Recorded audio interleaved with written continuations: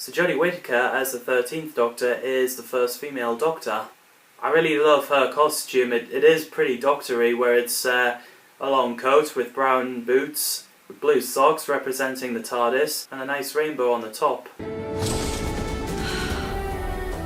That's what you're going with? Yep. Got any cash? Empty pockets. Jodie's Doctor is full of energy. She gets excited over a lot of things. Ah! He's the Kablam Man! It's the what? The Kablam Man! You're just making sounds now. She's very chatty, charming, and she really loves to think out loud and being open about her life story. Never had a flat.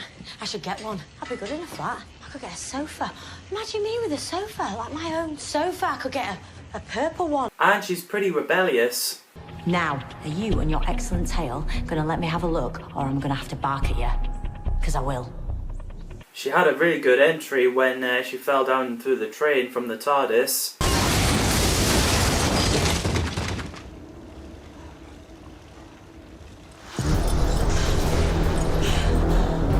The fact that her Doctor built a sonic screwdriver is pretty cool.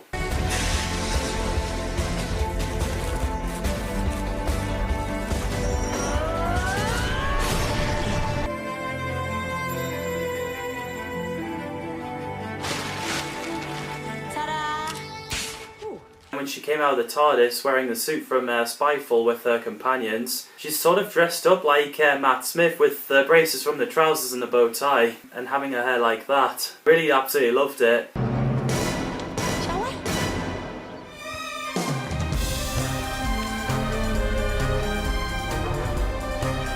The name's Doctor. The Doctor. Yasmin Khan, played by Mindip Gill. She's a police officer who lives in a flat with her parents and her sister, and there's a possibility that she may fall in love with the Doctor after a while. Not a bad date, am I?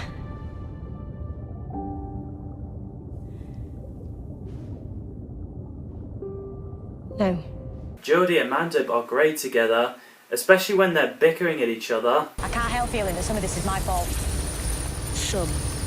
All of this is your fault. What do you mean? Accidentally blowing up Carbonistas droid guards when we were trying to sneak into his operation. The reason why Yaz's Nana, Umbrian, didn't want her watch to be fixed because it belonged to her husband that was about to die, and it was due to the events of Demons of the Punjab. But Umbrian, Prem, what I see in you is the certainty you have in each other. Something I believe in, my faith. Love. Where the TARDIS team arrived in India to the time when Umbrian was young, and she married a guy who died on the wedding day, and you can understand why she didn't want to talk about it. Bradley Walsh as Graham O'Brien is entertaining. Go on, Ryan!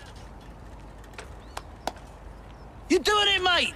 He's a retired bus driver who married to Ryan's Nana, Grace, played by Sharon DeClark. Ryan Sinclair, don't you dare! Who gets killed off in the first episode.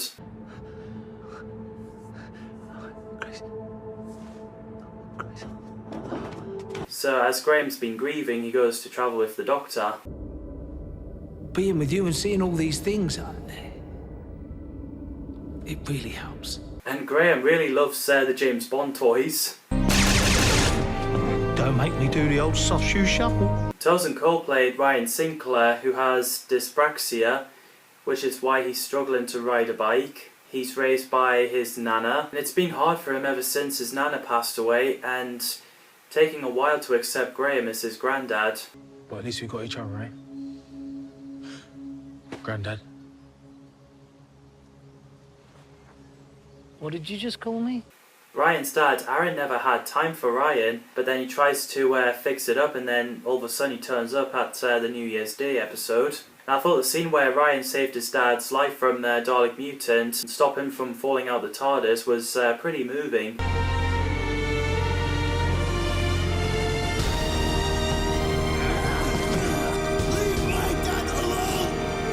The first alien the 13th Doctor meets is Tim Shaw. Tim Shaw.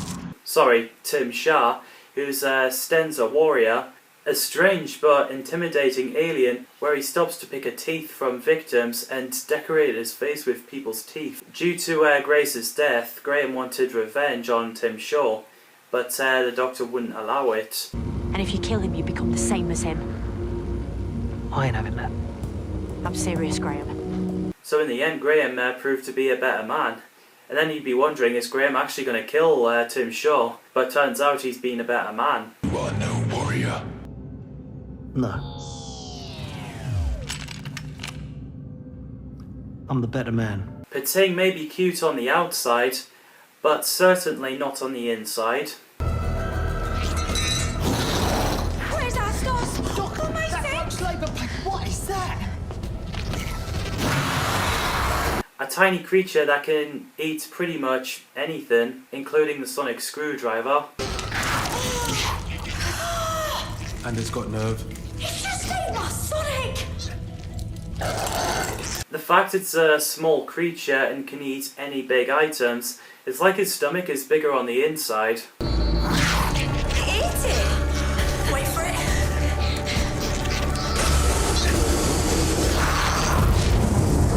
Kablam men robots are brilliant. They're outer space postmen from the outer space Amazon. One of them turned up in the TARDIS to give the Doctor a fez. She finally gets a new fez. What do you think? Still me?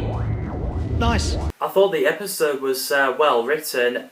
It has a good mystery on who's behind all the death of the workers, because what happens is that they have a killer bubble wrap.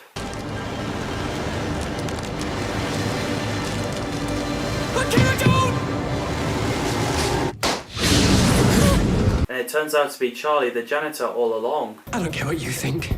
The delivery goes ahead. Mass delivery procedures initiated. Grab that controller! It takes you away to an interesting episode where you're in some kind of a house, and once you go inside the mirror, then you go to the other side, and then you get yourself re-mirrored, where Hannah's dad ends up because Hannah's mum has died and her dad couldn't get over it. Is this some kind of alternate reality where Trina doesn't die? I don't know what this is. Neither do I. I mean, I died. So he stays with her, but didn't even think about Hannah. Both of you, stay clear of the mirror. It's already tried to lure in Graham. Yeah. Hey, I wasn't lured. It's not like I gave him my credit card details. And Graham couldn't leave because Grace was there as well. Graham O'Brien. You better tell me right now what's going on.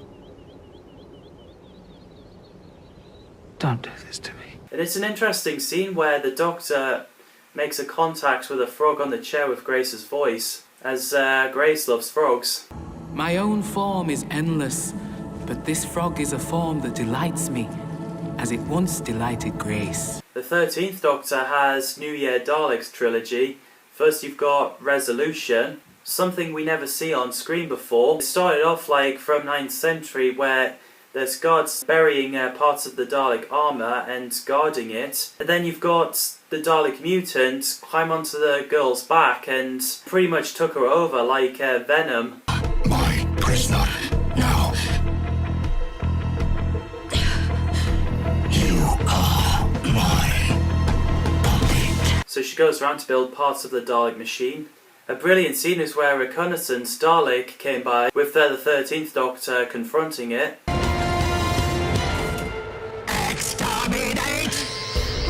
Blocking your laser signals, mate. You're not fully in sync yet. I think it's amazing that Jodie Whittaker as the Doctor got to confront the Daleks. I'm the Doctor. Ring any bells? Sonic device override. I'll take that as a yes. It's kind of brutal where it shuts down the Wi-Fi while everyone is in a hangover. Is annexed. It's diverting every bit of power it can take from the whole of the UK. My favourite has got to be Revolution of the Daleks. It's so cool that you got an episode with Prime Minister using the Daleks as guards.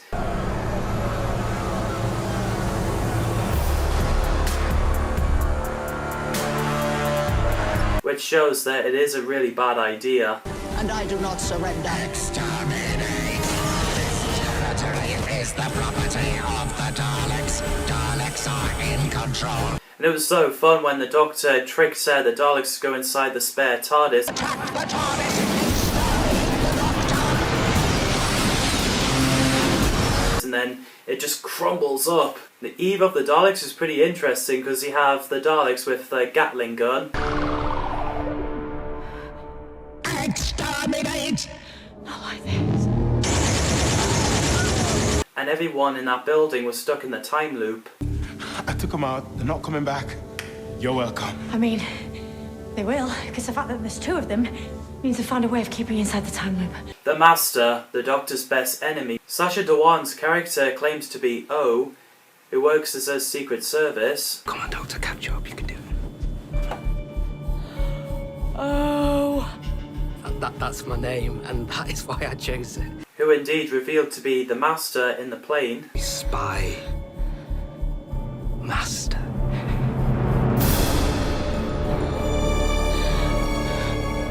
Hi. Sacha Dhawan's Master plays like a man-child who's overexcited with evil plans and actions and very intimidating. I have had lots of fun. And especially the evil laugh. Then we hear that the Doctor's backstory is not what we thought it was. Everything that you think you know is a lie. The unexpected ending was where it reveals that the Master destroyed Gallifrey. I thought, whoa!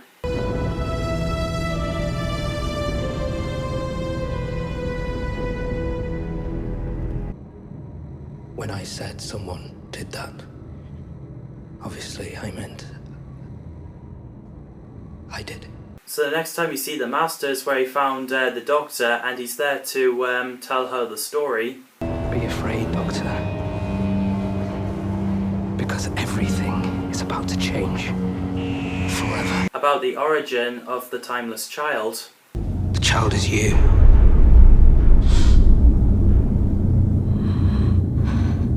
Jodie gives off a brilliant emotions, especially with horrors and the rage. I'm not sure you can cope with much. I have a right to know my own life. What was so fun was the Master being Rasputin, putting on the Rasputin song as he was forcing the Doctor to regenerate into the Master, and it's the weirdest regeneration I have ever seen.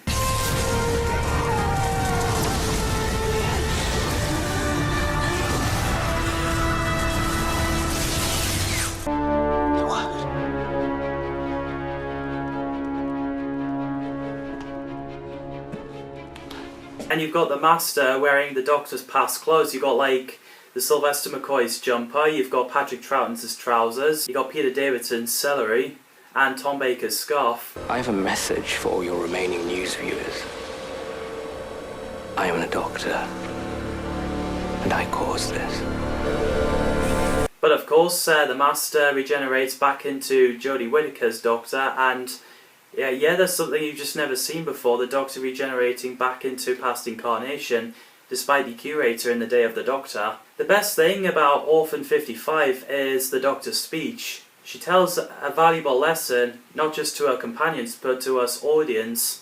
The future is not fixed. It depends on billions of decisions and actions, and people stepping up. To be the best humanity. And Jodie really gives off a great speech. Be the best of humanity. Oh.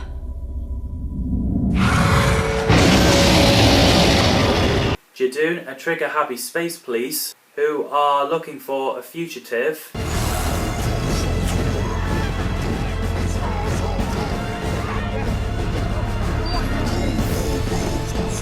They're more brutal in this episode because they attempted to blow the building up and costing innocent lives in there. Come on.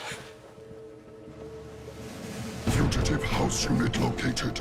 Repair isolator. I hope you've got a permit for that. And they're hired by this woman called Gat, who apparently is a Gallifreyan. There won't be two payments because two of the same Time Lord can't occupy the same space at the same time. It's an abomination. It'll destroy the time streams before you get anywhere near Gallifrey. Gallifreyan. You're from home. Zelen and Rakia are Eternals. They feel so much. It must burn them. Zellen's a scary one with the tattoos on his head, as his fingers came off his hands and one of them implanted on someone's ear to give them nightmares.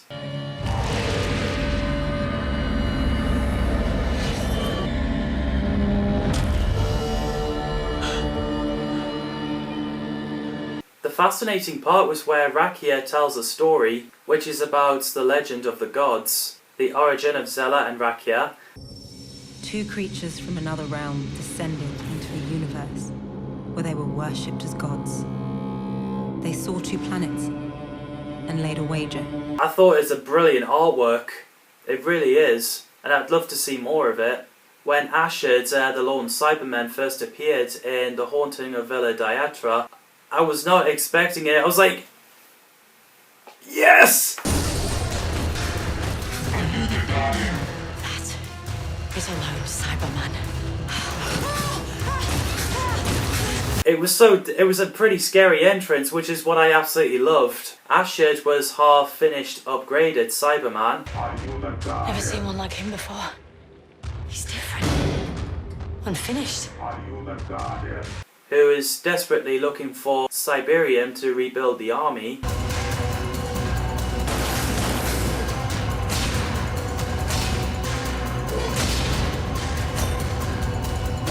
Which is why Captain Jack warns the Doctor and her companions not to give the lone Cyberman what it wants at all costs. Tell her.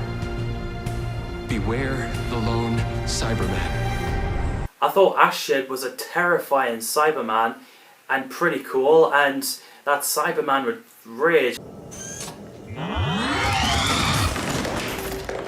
Tell me what you're after. I might be able to help. Just shows that the villain you really don't want to meet and you just really want to get away from. Where the Cyberium is rebuilt and Ashard fires a laser on a Cyberman screaming.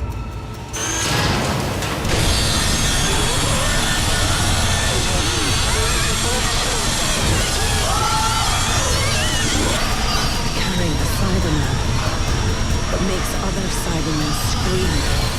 Ravia is pretty much the audience in this scene, because we were wondering about that as well, like what kind of Cyberman makes the other Cyberman screaming, and it's beyond terrifying.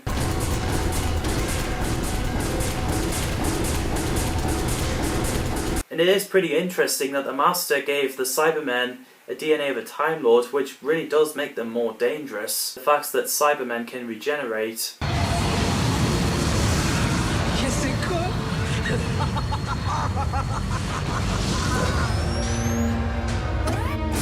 The Timeless Child is a lost child found on a planet by Tecteun and got brought to Gallifrey. It's buried deep in all our memories. In our identity. Built on the lie of the Timeless Child. When she discovers the regeneration, she got the regeneration code out of the child and experimented on herself. Tested the theory on herself. Put her own life on the line.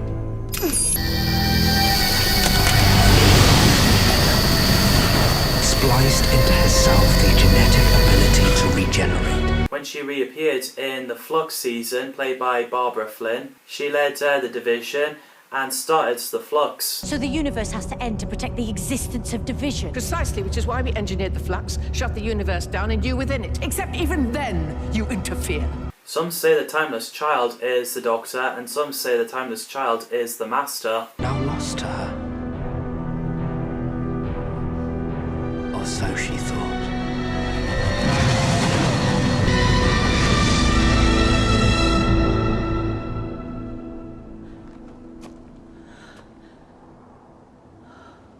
The return of Captain Jack in Fugitive of the Jadoon really put a smile on my face. You miss me, right? For many years, I really hoped John Barrowman would return as Captain Jack, and there he is. Oh, come here. How you been, Doctor? It's pretty cool that he came to set the Doctor free from the prison that Jadoon sent her. Hi! Have you had work done? You can talk. Now shut up and run. And And also that he's back and fighting the Daleks again. I'm Captain Jack Harkness, and I'm immortal. Dan Lewis, played by John Bishop, is from Liverpool. It's bigger on the inside. I can see that. It's got a TARDIS. I had a mate who had one of these. I think his was a bit bigger, actually. Shut up. He's funny and entertaining like Bradley Walsh as Graham. There he is. How'd you like that, eh? Pan-fried Santorin. You really don't get enough of his parents, and they're hitting Santorin with a pan.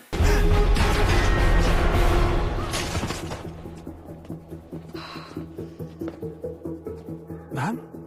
Dad? It's one of the coolest scenes of Santorins ever when you see one of them rode on a horse. They're fighting Santorins.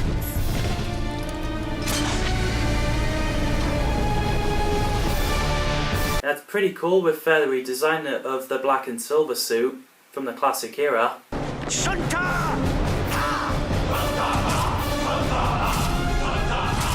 I find it pretty hilarious where one of the Santorin was eating a chocolate.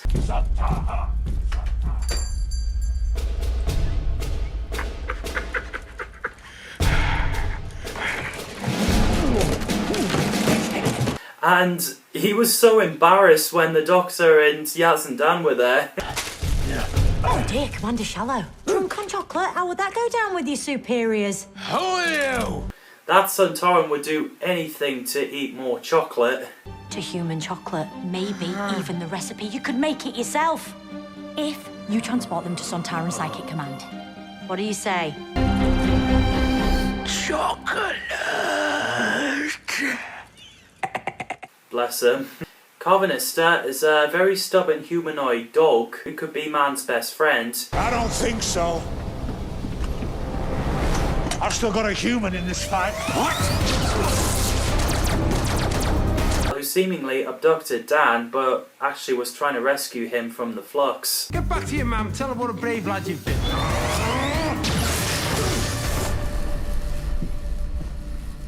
Never talk of my mother. He does have a love and hate relationship to Dan. What is that useless weapon you got? It's a what? You look ridiculous. It says the bloke with the floppy ears. When I first saw him in the trailer, I thought he looked a bit like Chewbacca from Star Wars. The Ravagers are led by Swarm. They're from the Dark Times. I remember every battle, which gives me the advantage. Our final fight has begun. They're kind of like humanoid crystals, which I thought they're pretty cool. Stop. You don't have to do this. Tell me what you want. All in good time. The Flux destroy every part of the universe, even the TARDIS couldn't handle it. See what that does to you!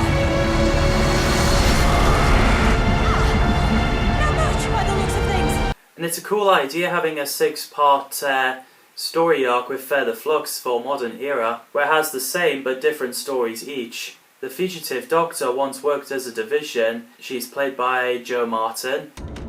Come on, old girl. Too sleepy. Power up! Need you right now. When she goes to Gloucestershire, she became human and goes by the name Ruth Clayton to hide from the Jadoon and Gat. It was a very unexpected reveal. But after when she broke the glass, when she admits who she is, I was like, what? Let me take it from the top. Hello, I'm the Doctor. The Fugitive Doctor is very cool. She's pretty tough. She has a fighting and rebellious skills. This was mine, you stole it. Confiscated it. No, really? Don't point it at me. Perfect for your execution. I really wouldn't do that, Gat. I thought Jo Martin as the Doctor is absolutely phenomenal.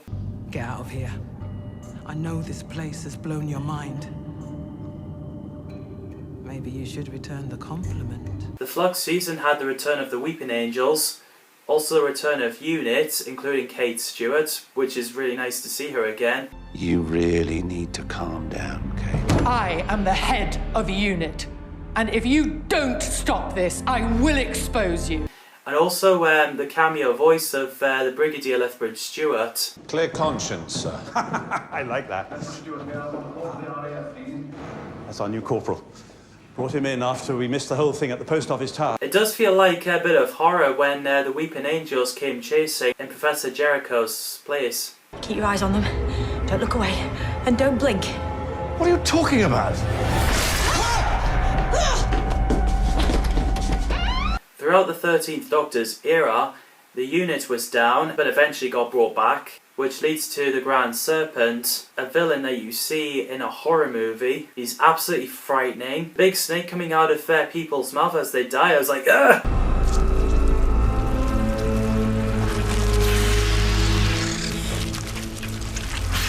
Which I think I probably would be traumatized if I was watching it as a kid.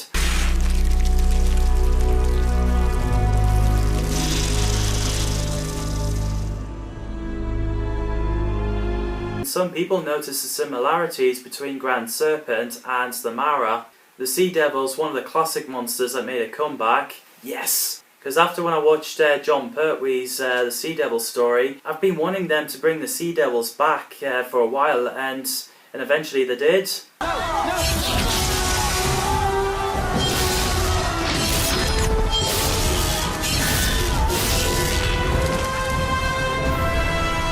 It's a cool redesign. At least they made the Sea Devils recognisable. It was a pretty interesting idea with the Sea Devil carrying a sword and has a pirate ship.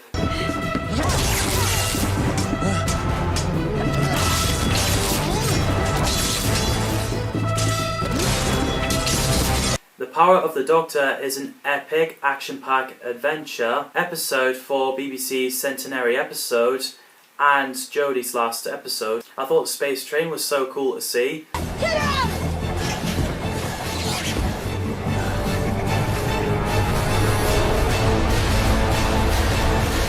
And poor Dan, when he realised that how dangerous it can be to travel with the Doctor, he wanted to go home because he doesn't want to put his life at any further risk. See you again, Doctor. Ace and Tegan returning was amazing. I always hoped that they brought back Ace, and there was like many rumours that whenever Ace would return, and there she is, and I never expect Tegan to come back, which I am absolutely happy with.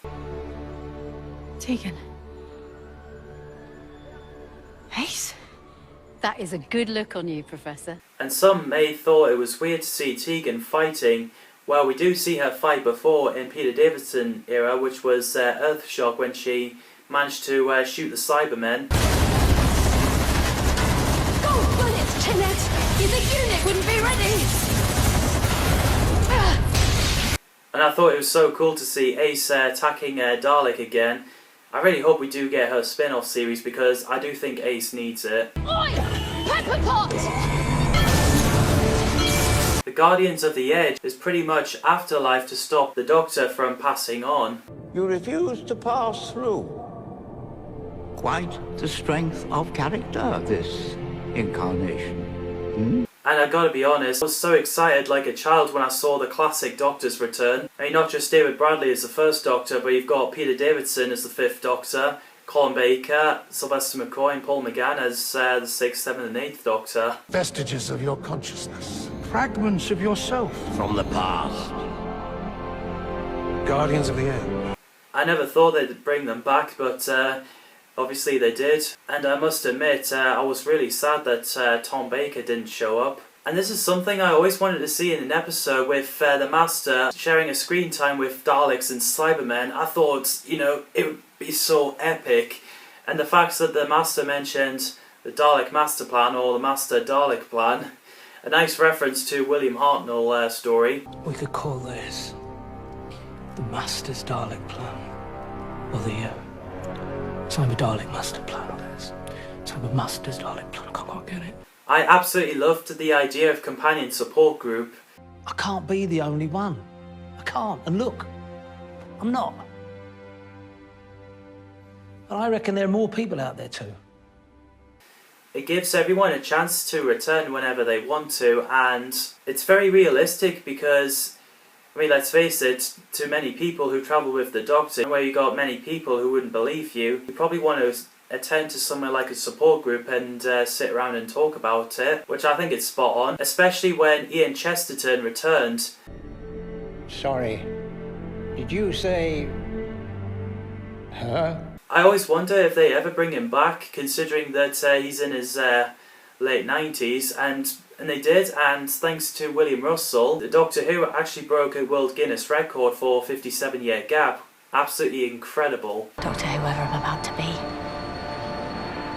Tag. You're it. And then just before Jodie Whittaker as the 13th Doctor regenerated, some were wondering if she's going to regenerate into Ncuti Gatwa or David Tennant.